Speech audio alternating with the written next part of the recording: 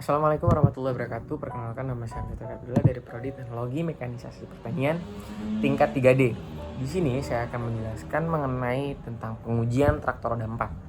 Nah, sebelum masuk ke tahap pengujian, mungkin sama-sama kita harus mengetahui tentang traktor roda 4 itu sendiri. Traktor roda 4 merupakan motor penggerak dengan roda traktor atau traktor penggerak dengan roda 4, yang mana itu berfungsi untuk menggandeng, menarik, dan juga memudahkan kinerja para petani dengan menggandeng implemen Alsintan alat mesin pertanian, seperti dia menggandeng implemen rotari atau disflow atau hero, yang mana itu memudahkan proses kinerja dari pertanian. Untuk implemennya sendiri itu beragam, tergantung kebutuhan. Ada bajak piringan, ada bajak singkal, yang mana itu dishero, disflow, yang mana itu untuk memudahkan proses pengolahan lahan. Nah, untuk traktor roda 4 sendiri itu dapat berguna dari proses pengolahan lahan sampai proses pemanenan, yang mana untuk implemennya itu bisa diganti-ganti, dari mulai implemen pengolahan lahan seperti rotary, dishero, dan juga disflow, atau bajak piringan, atau bajak singkal, atau bajak-bajak lainnya, sampai ke juga diganti implemennya dengan implemen bak, yang mana itu untuk mengumpulkan dan juga menampung hasil pemanenan. Untuk traktor roda 4 sendiri itu biasa digunakan untuk lahan-lahan yang cukup luas, karena dilihat dari segi tenaganya itu akan sangat optimal jika digunakan untuk lahan-lahan yang luas. Maka dari itu TR4 ini biasanya lebih cocok untuk seperti perkebunan sawit yang mungkin di luar Pulau Jawa, atau juga area pertanian yang mana itu tidak adanya sekat-sekat bedengan atau mungkin gap yang terlalu jauh antar lahannya, seperti itu. Kayak marak ya traktor roda 4 tuh biasa digunakan di mancanegara, ya seperti mancanegara dan mungkin luar Pulau Jawa, karena untuk area perkebunan sawit sendiri itu kan memiliki area lahan yang cukup besar dan tidak ada sekat-sekat. Traktor roda 4 salah satu pilihan untuk proses panenan dan proses penanaman tentunya. Nah, dari serangkaian banyaknya tentang traktor roda 4, untuk menuju traktor roda 4 yang juga kompeten dan juga memiliki standarisasi, traktor roda 4 itu memiliki beberapa pengujian, yaitu beberapa tahap pengujian, yaitu secara umum atau garis besar ada 3, namun secara tahapan ada 6, yang mana satu diantaranya mencangkup beberapa item dan juga itu membuat mungkin perbedaan antara umum dan juga mekanismenya. Kalau secara umum itu ada uji verifikasi, ada uji kinerja, dan juga uji pelayanan. Tapi untuk uji verifikasi sendiri itu berisikan beberapa item, yang mana ada 6 sistem tahapan pengujian. Yang pertama yaitu uji verifikasi, yang mana kita mengamati secara langsung dan juga memverifikasi tentang spesifikasi dari traktor roda 4 tersebut. Jadi biasanya untuk uji verifikasi ini itu ada data yang diberikan, dilihat, itu bisa based on katalog, bisa juga dari uji test report. Jadi sebelum masuk ke pengujian itu ada badan yang biasa menaungi. Nah, untuk badan yang biasa menaungi itu yaitu adalah BPP Mektan. BPP Mektan itu berfungsi untuk melakukan pengujian test report untuk kelayakan dari alat mesin pertanian.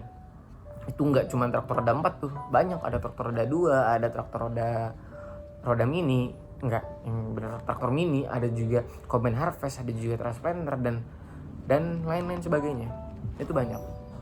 Itu mereka merupakan suatu badan yang mana berperan untuk menguji dan juga memberikan kelayakan standarisasi dari traktor roda 4 itu sendiri. Nah, ketika pengujian ini mungkin berhasil, baru keluar mungkin dari surat standarisasinya, apakah ini layak atau tidak.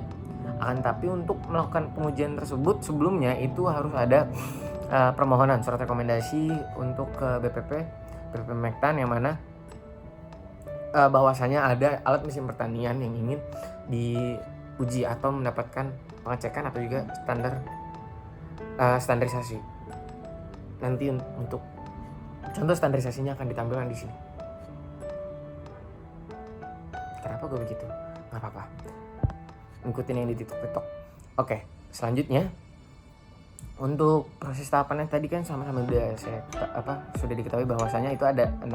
Itu pertama itu ada uji verifikasi, yang mana kita memverifikasi apakah ini benar, apakah benar yang tertera di katalog, apakah benar report yang diberikan oleh pihak pemohon yang diajukan gitu. Jadi dilihat di sana kita memverifikasi dan mengamati secara langsung spesifikasi dari kegunaan traktor tersebut yang diuji dan hasilnya dibandingkan dengan spesifikasi yang digunakan. Jadi ketika uji verifikasi itu dilihat dari mulai penjelasan umumnya, bagian-bagian fungsinya, dan juga dimensi umumnya, mulai dari panjang, tinggi, lebar, diameter, bobot bibit-bebetnya.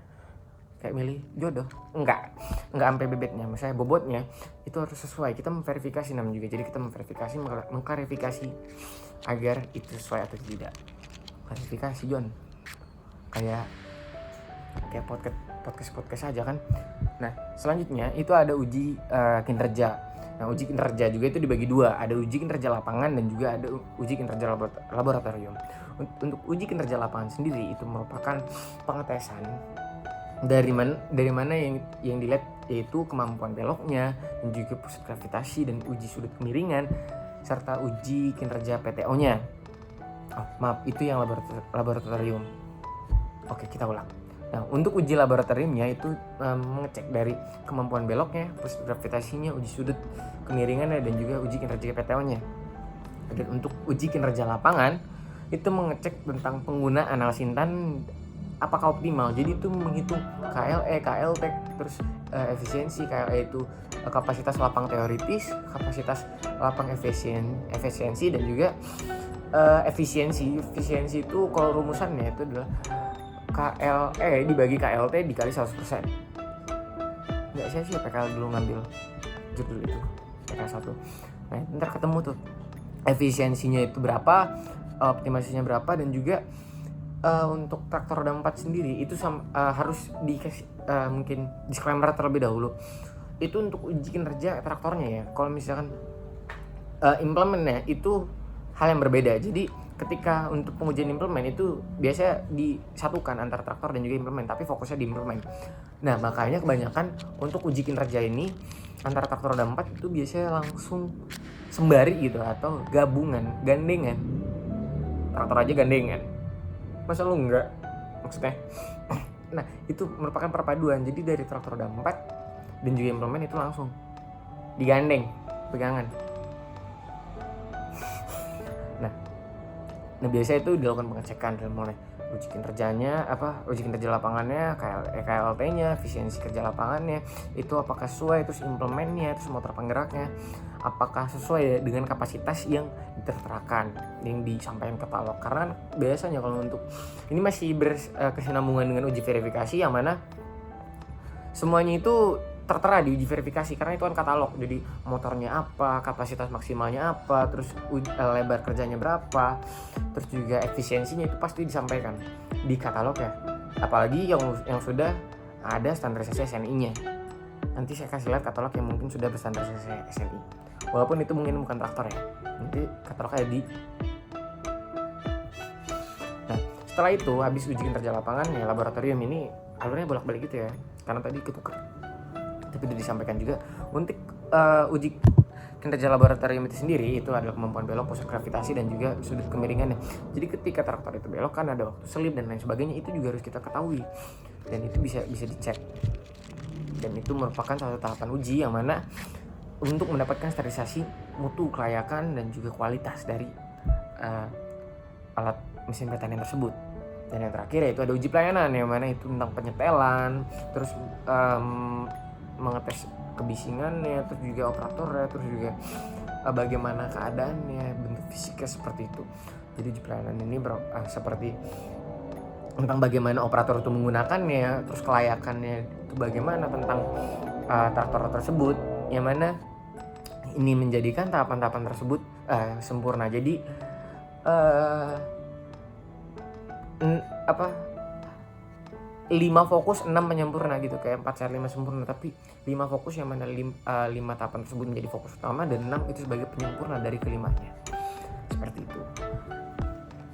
Untuk tahapan-tahapan yang sudah dilewati nanti akan keluar apakah ini sudah standar atau tidak. Nah, untuk standarisasinya itu bisa langsung mungkin ke standarisasi nasional Indonesia, standar nasional Indonesia standarisasi, jadi bisa mendapat sertifikat SNI atau mungkin dapat TKDN, itu tingkat kandungan dalam negeri atau kualitas dalam negerinya.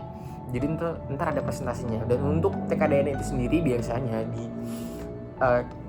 di industri dari Kementerian Perindustrian itu memberikan untuk kelayakan dari TKDN itu harus mencapai 40%. Jadi untuk traktor tersebut atau mungkin alat mesin pertanian tersebut jika telah memenuhi TKDN 40%, maka itu sudah dinyatakan layak. Nah, untuk menembus ke SNI yaitu ada tahapan-tahapan proses yang harus diperhatikan. Tapi untuk kelayakan sendiri jika sudah ke tahap TKDN itu sudah layak untuk dipakai. Seperti itu teman-teman. Ini itu saja yang dapat saya sampaikan. Kurang lebihnya mohon maaf. Maaf jika banyak kesalahan. Saya tutup dan selamat beraktivitas. Gue tadi kayak ngelindur asli. Seharusnya gue kayak ketuker antara 5 yang laboratorium sama yang lapangan. Tapi gak apa-apa, gue udah jelasin juga.